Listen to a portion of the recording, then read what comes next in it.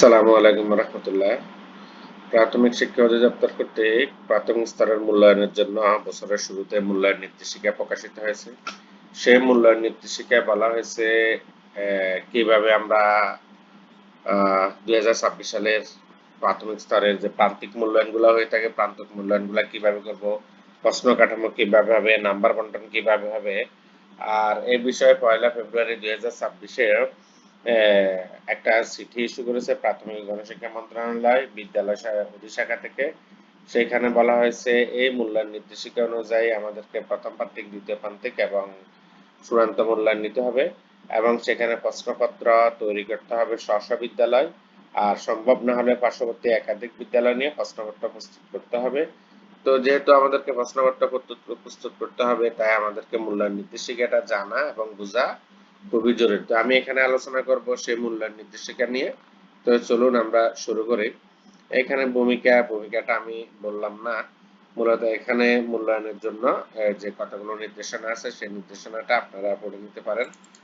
আমি একটু বড় করে দিলাম। এই যে দুটি অংশে বিভক্ত, প্রথম অংশ সামগ্রিক মূল্যায়ন এবং সাধারণ নির্দেশনা, অর্থাৎ এখানে 2026-এ দুইটি মূল্যায়ন হবে, দুইটা পদ্ধতিতেই মূল্যায়ন হবে। একটা হচ্ছে আপনার সামষ্টিক মূল্যায়ন, একটা হচ্ছে আপনার ধারাবাহিক মূল্যায়ন। তো সেই বিষয়টা আমরা এখানে একটু দেখে নিই। সাধারণ নির্দেশনাবলী মূল্যায়ন কাঠামো প্রাথমিক স্তরে প্রথম থেকে পঞ্চম শ্রেণী প্রতি শিক্ষাবর্ষে 3টি প্রান্তিকে শিক্ষার্থীদের শিক্ষা অগ্রগতি মূল্যায়ন করতে হবে। প্রতি প্রান্তিকে ধারাবাহিক ও সামষ্টিক মূল্যায়নের মাধ্যমে এই অগ্রগতি নিরূপণ করা হবে। পাঠ্যপুস্তক ও শিক্ষক সহায়িকার মাধ্যমে পাঠদান কার্যক্রম পরিচালিত হয়। এমন বিষয়সমূহের ক্ষেত্রে ধারাবাহিক মূল্যায়নের পাশাপাশি সামষ্টিক মূল্যায়ন কার্যক্রম পরিচালনা করতে হবে। অর্থাৎ তৃতীয়, চতুর্থ, পঞ্চম শ্রেণীর বিষয়গুলোতে আপনার ধারাবাহিক মূল্যায়ন হবে এবং সামষ্টিক মূল্যায়ন হবে।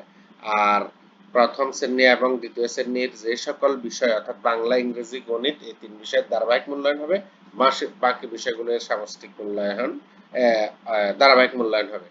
অর্থাৎ যেগুলার বই আছে, মূল বই আছে, সেগুলার সামষ্টিক মূল্যায়ন তথা লিখিত, আর যেগুলার বই নেই, শিক্ষক সহায়িকা থেকে আপনি শিক্ষার্থীদেরকে পাঠদান করেন, সেগুলো হবে ধারাবাহিক মূল্যায়ন। তবে শুধুমাত্র শিক্ষক সহায়িকার মধ্যে পাঠদান করা হয় এমন বিষয়বস্তুর ক্ষেত্রে শতভাগ ধারাবাহিক মূল্যায়নের মাধ্যমে মূল্যায়ন সম্পন্ন করতে হবে।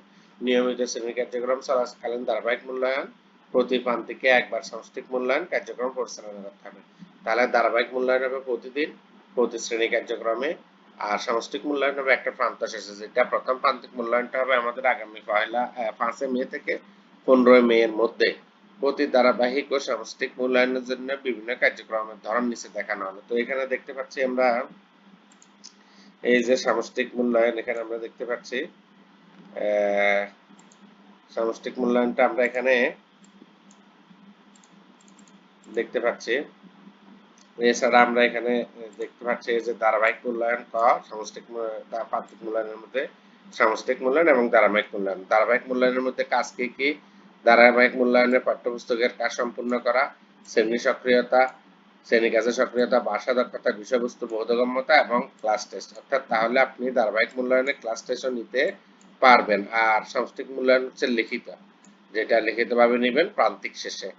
মূল্যায়ন কাঠামোর বিভিন্ন কার্যক্রমের বিবরণ নিচে তোলা হলো। ধারাবাহিক মূল্যায়নের কার্যক্রম। ধারাবাহিক মূল্যায়ন শিক্ষার্থীদের শিক্ষা নিশ্চিত করতে গুরুত্বপূর্ণ ভূমিকা পালন করে। ধারাবাহিক মূল্যায়নের জন্য শিক্ষক সহায়িকার মূল্যায়ন অংশে উল্লেখিত ক্ষেত্র, জ্ঞান, দক্ষতা, মূল্যবোধ ও দৃষ্টিভঙ্গি নির্দেশক সমূহ বিবেচনায় নিতে হবে। শিক্ষার্থী কর্তৃক পাঠ্যপুস্তক কাজ সম্পূর্ণকরণ, শ্রেণী কাজের সক্রিয়তা, শিক্ষার্থীর ভাষা দক্ষতা, বিষয়বস্তুর বোধগম্যতা যাচাই এবং ক্লাস টেস্টের মাধ্যমে প্রাথমিক স্তরে ধারাবাহিক মূল্যায়ন কার্যক্রম সম্পন্ন করে শিক্ষার্থীদের শিক্ষা নিশ্চিত করতে হবে। ধারাবাহিক মূল্যায়নে কার্যক্রম সুষ্ঠুভাবে পরিচালনার জন্য শিক্ষাবর্ষের শুরুতে প্রধান শিক্ষকের নেতৃত্বে প্রতিষ্ঠানভাবে বছরব্যাপী পরিকল্পনা করতে হবে। ক ধারাবাহিক মূল্যায়নের পাঠ্যপুস্তক শিক্ষক সহায়িকার সম্পন্ন করা। শিক্ষক সহায়িকার কাজ সম্পন্ন কিভাবে করবেন? শিক্ষাক্রমে শিক্ষণ ফলন আলোকে পাঠ্যপুস্তক শিক্ষক সহায়িকার বিভিন্ন পাঠ্যে বিভিন্ন রকম কাজ অন্তর্ভুক্ত করা হয়েছে। শিক্ষার্থীর এই কাজগুলো ধারাবাহিক সম্পন্ন করলে ধাপে ধাপে তার শিক্ষণ অর্জিত হবে। তো সেখানে আছে শোনা, বলা, প্লে রোল, মুখবর্ণনা, সরব পাঠ প্রদর্শন, প্রেজেন্টেশন, প্রজেক্ট ওয়ার্ক, হাতে কলমে ব্যবহারিক কাজ। এই সকল কাজ অ্যাক্টিভিটি শিক্ষার্থীরা শ্রেণীকক্ষ করবে। এই ক্ষেত্রে শিক্ষক প্রয়োজনীয় নোট এবং শিক্ষার্থীদেরকে ফলাবর্তন দিবেন। আমি ভিডিওটা অনেক লম্বা হয়ে যাবে, তাই মূল পয়েন্টগুলো শুধু আলোচনা করে দিচ্ছি।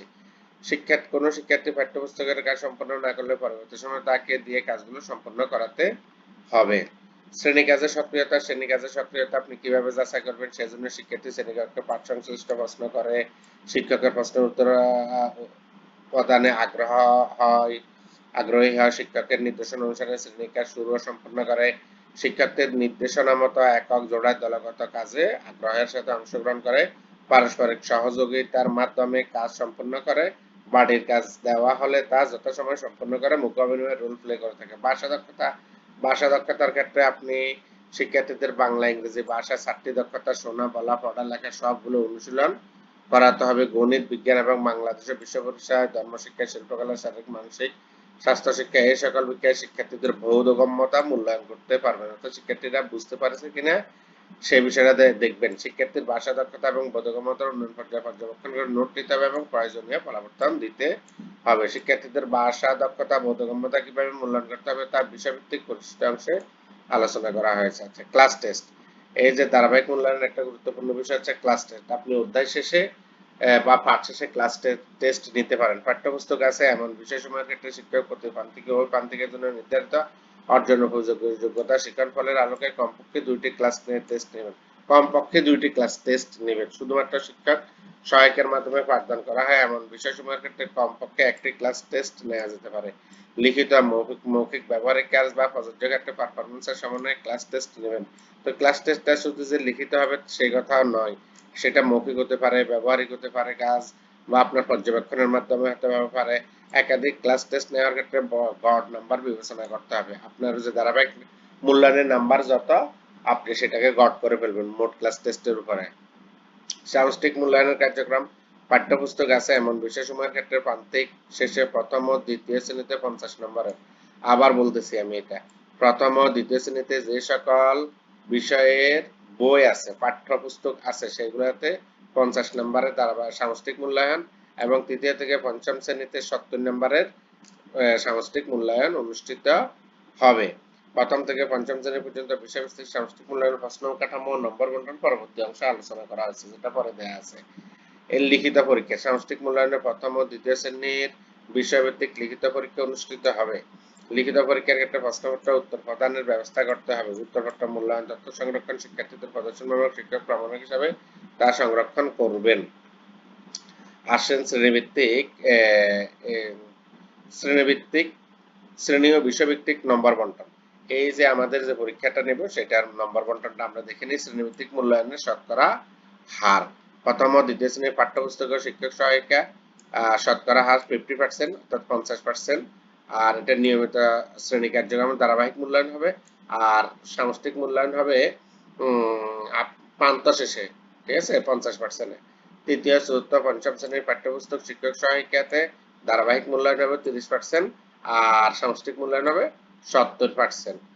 তারপর যা প্রথম থেকে পঞ্চম শ্রেণীতে যেগুলা শিক্ষক সহায়িকা আছে বই নেই, সেগুলোর 100% ধারাবাহিক মূল্যায়ন হবে, সেখানে কোনো সামষ্টিক মূল্যায়ন হবে না।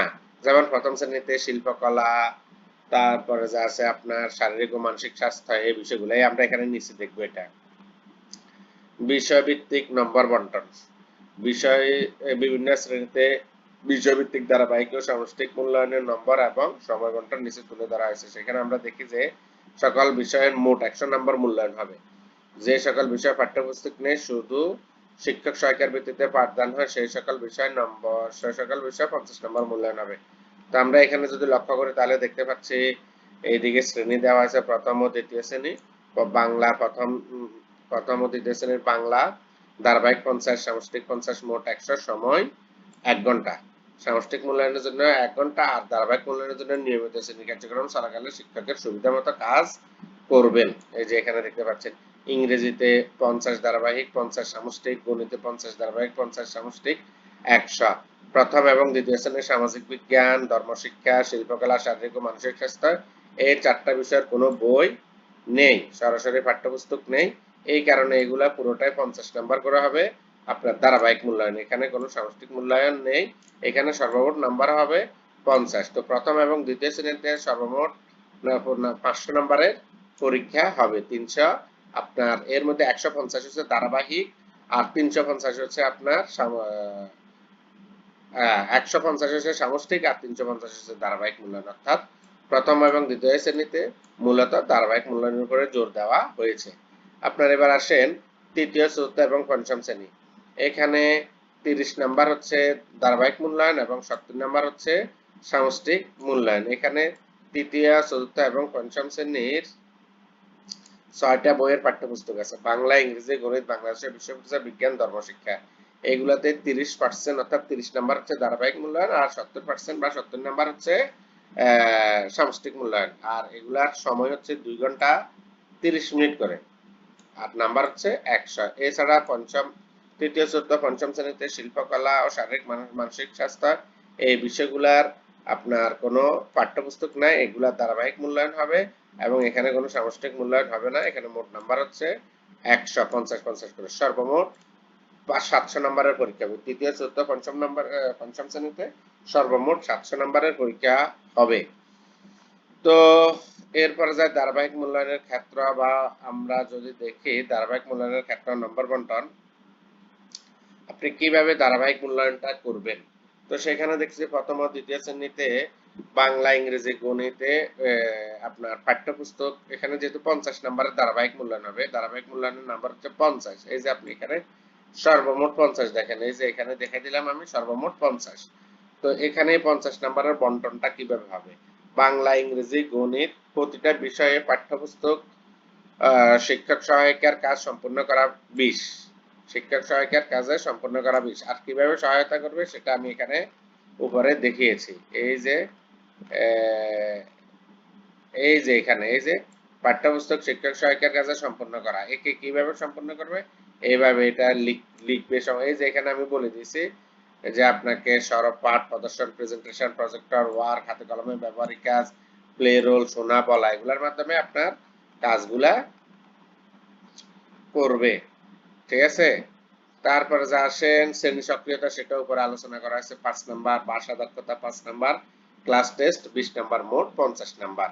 এরপরে তৃতীয়, চতুর্থ, পঞ্চম শ্রেণীতে যেহেতু ধারাবাহিক মূল্যায়ন 30, তো সেখানে আপনার পাঠ্যপুস্তক শিক্ষক সহায়িকার কাজে বাংলা, ইংরেজি, গণিত অর্থাৎ যে বিষয়ের পাঠ্য বই আছে সেইগুলাতে শ্রেণী সক্রিয়তা 10 নাম্বার, আপনার শ্রেণী কাজের সক্রিয়তা 5 নাম্বার, ভাষা দক্ষতা 5 নাম্বার এবং ক্লাস টেস্ট হচ্ছে 10 নাম্বার, মোট 30 নাম্বার। এই যে এখানে দেখতে পাচ্ছেন। আর শিল্পকলা, শারীরিক মানসিক স্বাস্থ্য যেগুলোর পাঠ্য বই নেই সেইগুলাতে আপনার শিক্ষক সহায়িকার কাজ সম্পন্ন করা, সেই ক্ষেত্রে 20 নাম্বার, আর শ্রেণী কাজের সক্রিয়তা 5, বোধগম্যতা 5 এবং ক্লাস টেস্টে 20, মোট 50 নাম্বার। আর এই যে এই কাজগুলা কিভাবে করবেন, আমি এই যে ক্লাস টেস্ট, ভাষা দক্ষতা, বোধগম্যতা, শ্রেণী সক্রিয়তা সেটা আগে আলোচনা করেছি। এই যে আবার দেখিয়ে দিচ্ছি আপনাদেরকে, এই যে লিখিত পরীক্ষা, সামষ্টিক মূল্যায়নের এই যে ক্লাস টেস্ট, ভাষা দক্ষতা, বোধগম্যতা এগুলো আলোচনা করেছি ইতিমধ্যে। এরপরে যা আছে ফলাফল, শিক্ষণ অগ্রগতি প্রতিবেদন তৈরি।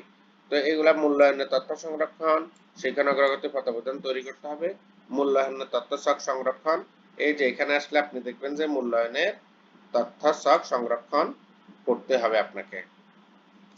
এই যে কিভাবে সংরক্ষণ করবেন, আসলে ভিডিওটি অনেক লম্বা হয়ে যাচ্ছে, আমি এটা পরবর্তীতে ভিডিওতে দেখানোর চেষ্টা করব।